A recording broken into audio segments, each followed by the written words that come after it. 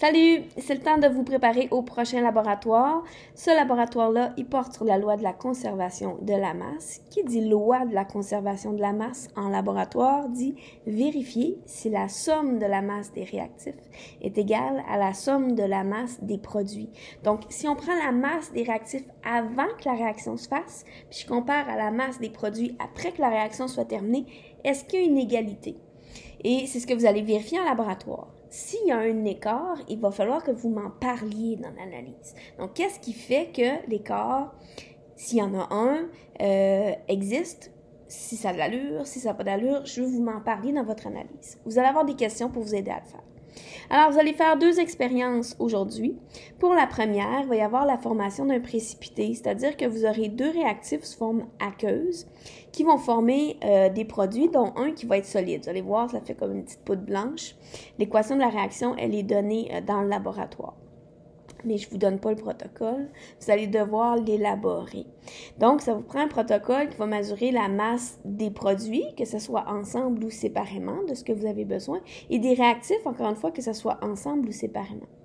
Attention, les récipients qui servent à prendre vos mesures ou à effectuer les réactions comme les béchères, ça ne fait pas partie des réactifs ou des produits, mais des fois leur masse est importante à savoir. Donc, assurez-vous d'avoir pris toutes les mesures que vous avez besoin. Pour vous aider, j'ai déjà fait le tableau des résultats. Donc, normalement, une manipulation correspond à un résultat. Donc, prenez le temps de bien le lire et de l'utiliser pour élaborer votre protocole.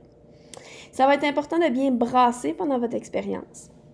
Si vous croyez que ça réagit encore, vous pouvez débuter l'expérience B, la deuxième partie, puis revenir faire l'expérience A après, il n'y a pas de problème.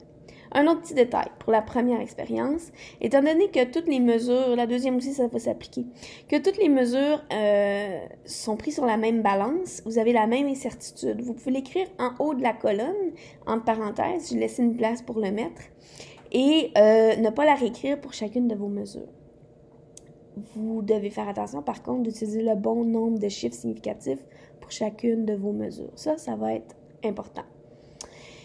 À la fin de la partie A du laboratoire, c'est important de nettoyer les dépôts, là, c'est pas le fun, faut faire un bon nettoyage. Madame Guillemette va vous dire comment procéder pour faire les choses correctement.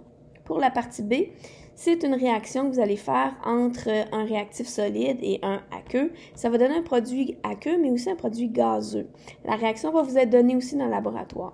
C'est important quand il y a un gaz, il faut faire attention, si on veut mesurer sa masse, il ne faut pas qu'il s'échappe. Donc, ayez ça en tête quand vous allez faire votre lab. Mais vous n'avez pas besoin de faire le protocole, il est déjà donné.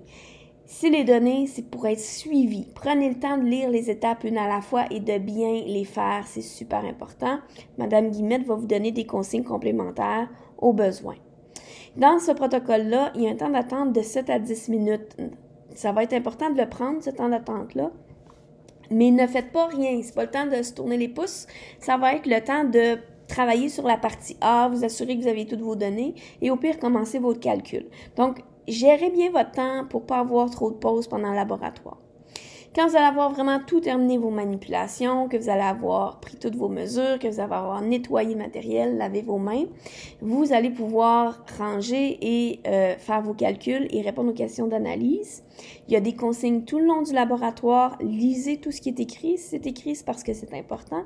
Et répondez à ces questions-là. L'enseignant va vous dire à quelle date il faut remettre votre laboratoire. Toujours en document PDF par courriel ou courriel qui va être au tableau aussi. Si vous avez des questions, n'hésitez pas à demander à Madame Guillemette, elle va vous aider, au professeur qui est là aussi probablement. Donc, je vous souhaite un bon laboratoire.